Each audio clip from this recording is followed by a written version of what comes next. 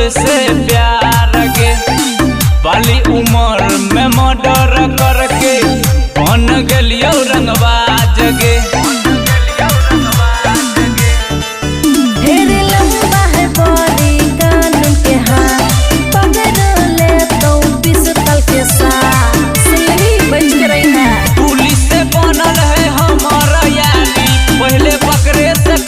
खबर गे अपराधी लगलौ जो बे हमर नाम में करे लगलियो रंगदारी खुले आम गे।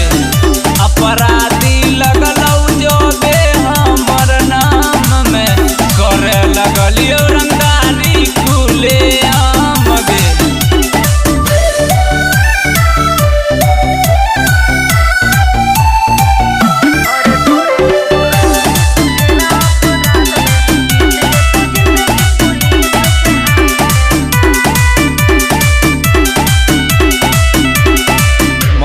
मस्ती करियो रोजे अपने यार के साथ गे।